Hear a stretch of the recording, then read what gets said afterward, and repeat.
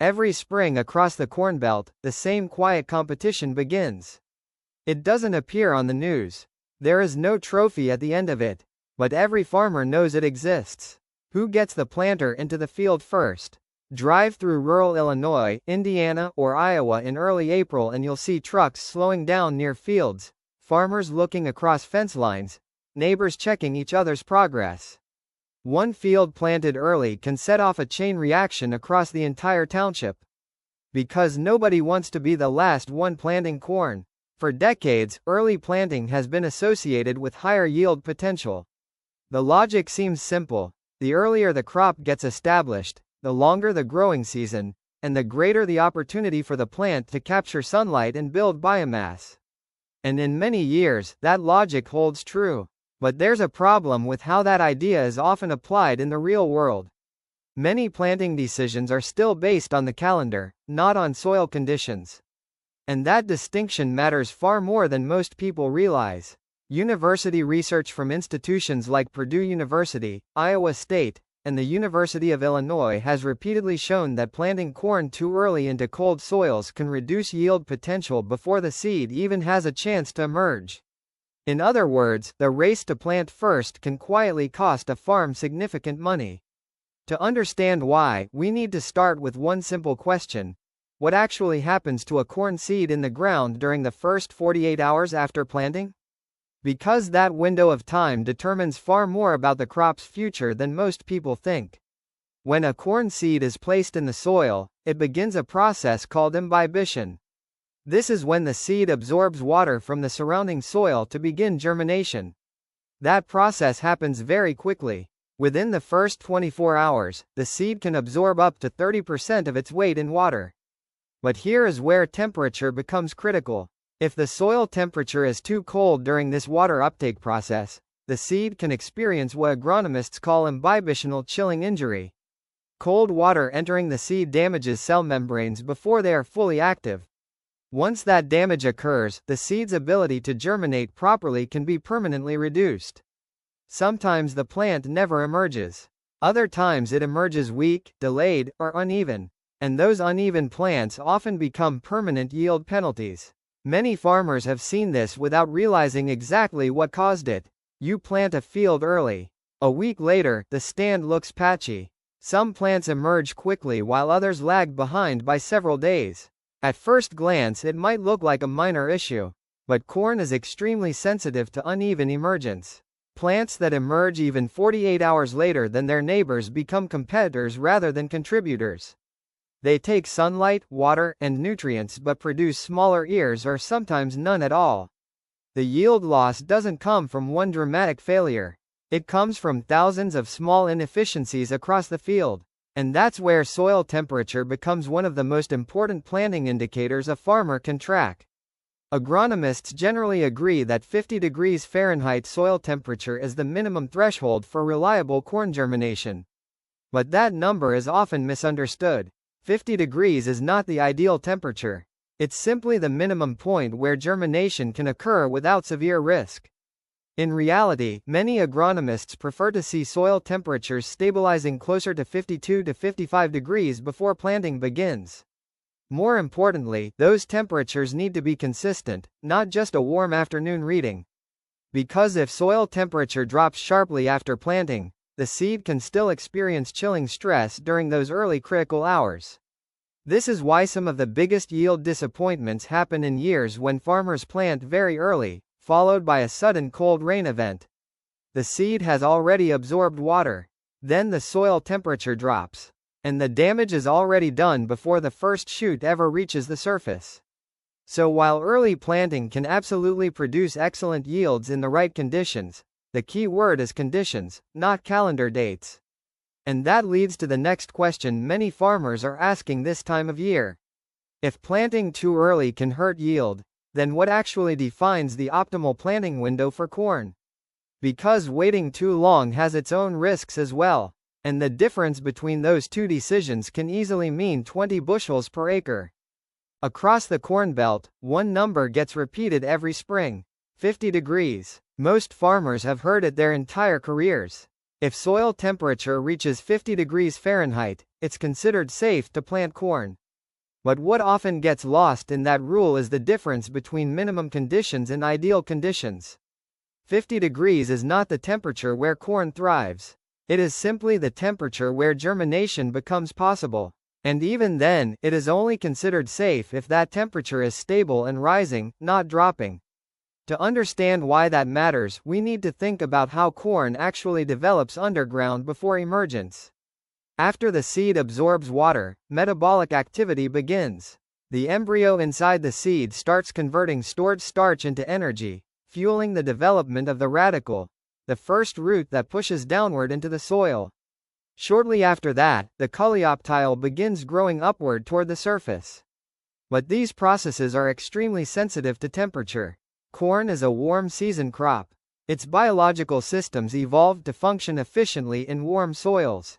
When soil temperatures hover near 50 degrees Fahrenheit, everything slows down dramatically. Under ideal soil temperatures around 60 degrees Fahrenheit, corn can emerge in roughly 5 to 7 days. At 50 degrees Fahrenheit, that same process may take 2 weeks or longer. And the longer a seed sits in the soil before emergence, the greater the exposure to potential problems. Cold stress, soil crusting after rain, seedling diseases such as pythium, insect pressure. Every extra day underground increases the number of things that can go wrong. This is why many agronomists emphasize that the real goal isn't simply reaching 50 degrees Fahrenheit. The goal is reaching a warming trend. If soil temperature hits 50 degrees Fahrenheit during a warm spell and continues climbing toward 55 degrees Fahrenheit and beyond, conditions for emergence improve rapidly. But if that 50 degrees Fahrenheit reading occurs just before a cold front moves through, planting can become far riskier. A drop in soil temperature immediately after planting can shock the seed during those early hours of water uptake. And once that damage occurs, the seed cannot repair itself. Many farmers have experienced this scenario. The weather forecast looks promising. Soil temperature briefly touches 50 degrees Fahrenheit. Planting begins. Then a cold rain arrives 2 days later. Suddenly soil temperatures fall back into the low 40s. The seed has already absorbed water, and now metabolic processes slow almost to a halt. The plant survives, but emergence becomes uneven.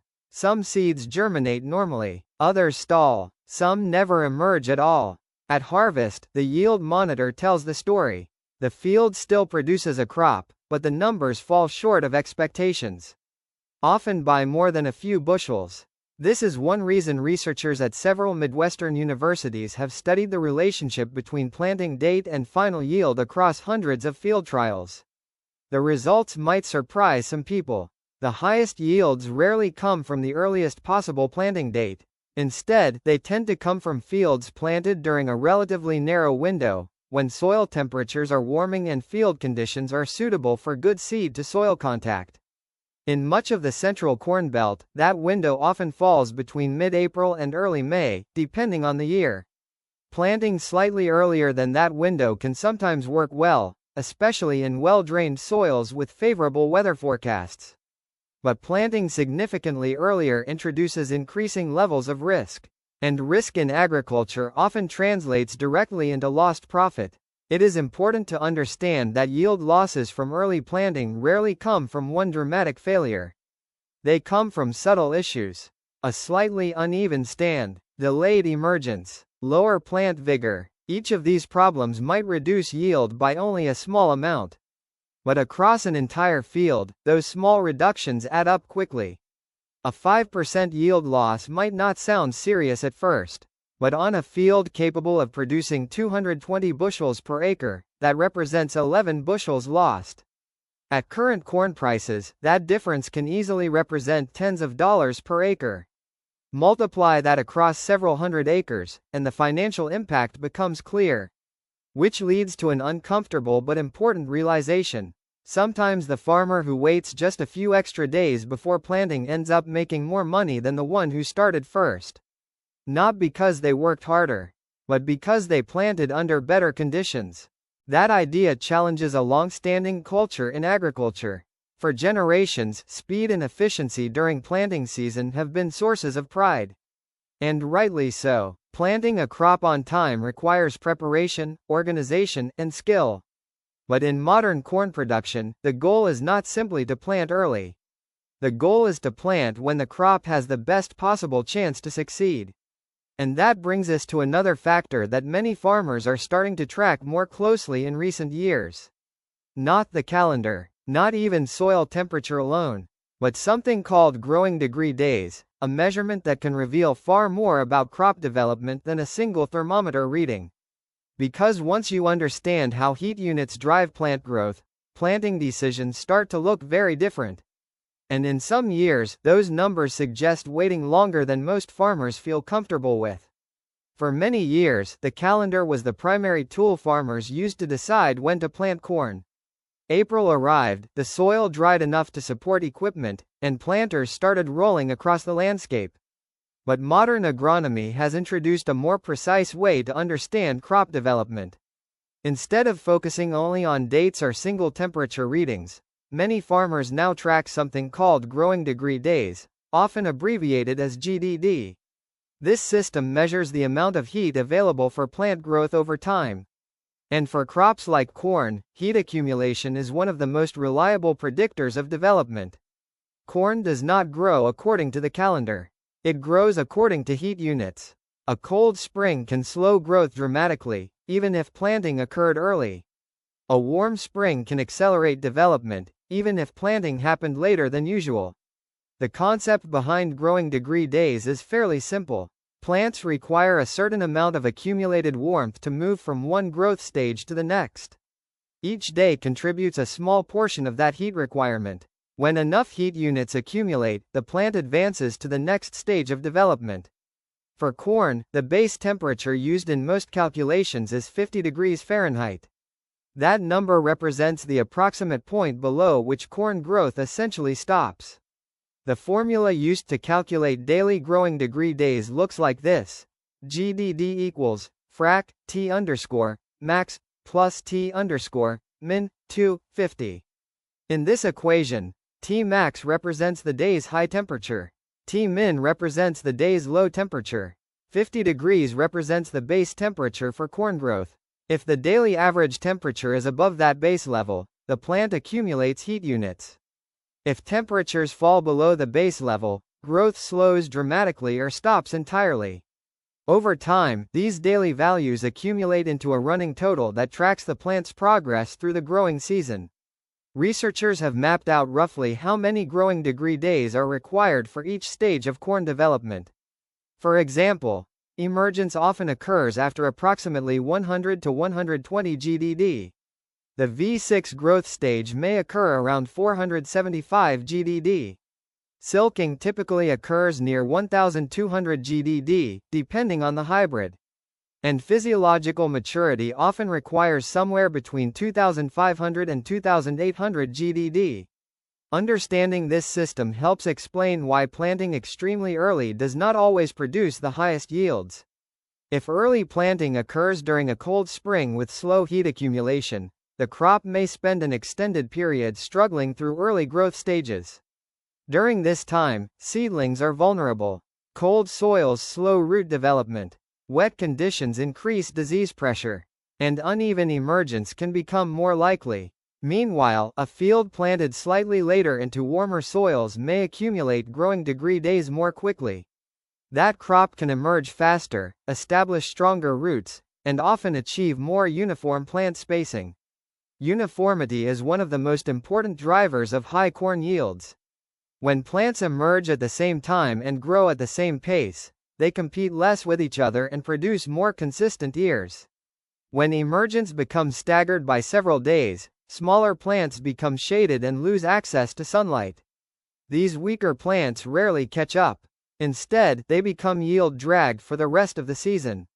Another advantage of using growing degree days as a planning tool is that it helps farmers evaluate planting decisions across different years. Every season brings a different combination of temperature, rainfall, and soil conditions. Some springs warm quickly, others remain cold well into April. By tracking accumulated heat units rather than relying strictly on calendar dates, farmers gain a clearer picture of when conditions are actually favorable for crop development. Many agricultural universities now publish daily growing degree day maps during the spring planting season. These tools allow farmers to monitor regional heat accumulation and compare it with historical averages. Over time, patterns begin to emerge. Farmers can see how quickly warmth is building in the soil and whether the season is developing faster or slower than usual. And that information can influence a critical decision: whether to push ahead with planting, or wait a few more days. Because while early planting sometimes produces excellent yields, it also carries another risk that many farmers only notice after the crop is already in the ground. Not temperature, not emergence, but something far more expensive: a failed stand that requires replanting. And when that happens, the financial consequences can become far more serious than simply waiting one more week before planting in the first place. Every farmer hopes the stand comes up clean. Straight rows, uniform spacing, plants emerging together like a green zipper across the field. When that happens, you know the crop has a strong start. But when planting happens into marginal conditions, that clean stand is not guaranteed. Sometimes the problems are subtle at first. You walk the field a week after planting and notice patches where emergence is thinner. Maybe some plants are 2 or 3 days behind their neighbors. A few gaps appear in the rows. At first glance, it might not look like a disaster. But experienced farmers know what those signs can mean. Uneven emergence rarely fixes itself. Corn plants that fall behind early almost never catch up. They become smaller, weaker competitors within the canopy. Instead of producing a full ear, many produce smaller ears, delayed silking, or no ear at all. This is why agronomists often say that corn plants behave more like individual competitors than cooperative neighbors. When one plant emerges later than the others, it immediately loses access to sunlight, nutrients, and root space. And that lost opportunity cannot be recovered later in the season. In mild cases, uneven emergence might cost only a few bushels per acre.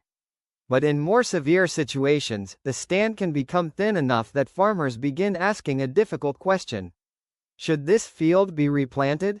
Replanting corn is one of the most frustrating decisions a farmer faces during spring. Because by the time the problem becomes visible, the planting window is already moving forward. Every day spent replanting is a day lost in the season. And the financial cost is not small.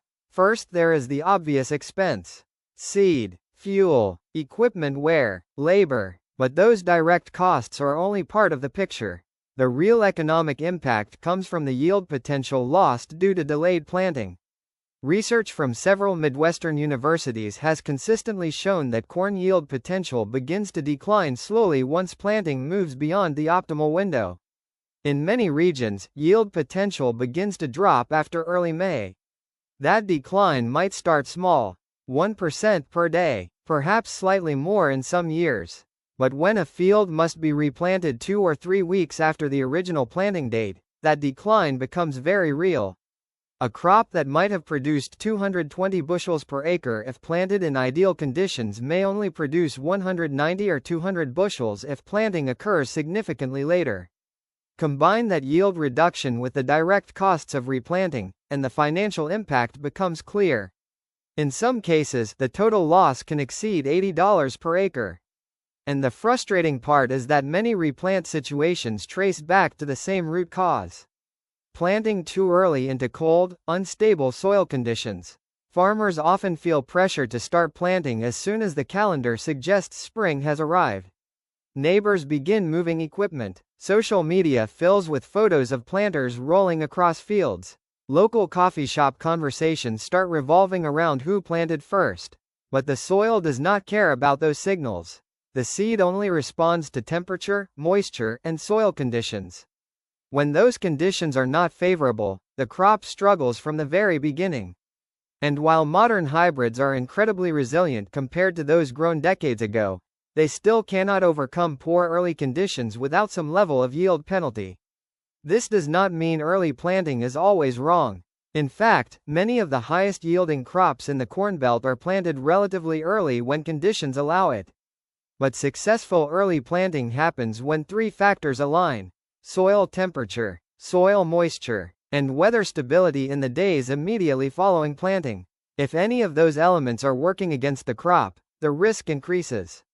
And that brings us to the final decision many farmers are wrestling with this time of year. If planting too early carries risks, and planting too late reduces yield potential, then what is the smartest strategy for maximizing profit? Not pride, not speed, but profit per acre. Because in the end, the farmer who wins the season is not the one who planted first. It's the one who made the best decisions when the pressure was highest. Every spring presents farmers with the same decision: start planting as soon as possible, or wait for better conditions. And the truth is, there is no single calendar date that guarantees the best outcome every year. Some seasons warm up quickly. Soil temperatures climb steadily through April, and early planting works very well. Other years are very different. Cold fronts move through repeatedly. Rain keeps soils saturated. Temperatures rise briefly and then fall again. In those seasons, the farmers who exercise patience often end up with the stronger crop. Because successful corn production rarely comes down to one single factor. It is the combination of many small decisions made correctly over time. Planting date is simply one of those decisions. But it is a decision that sets the stage for everything that follows. When corn is planted into warm, stable soil conditions, the crop gains several early advantages. Seeds germinate faster. Roots establish quickly. Emergence becomes more uniform. Uniform emergence leads to uniform plant growth. And uniform plant growth is one of the most powerful drivers of high yield potential. When every plant emerges within a narrow time window, competition between plants is reduced.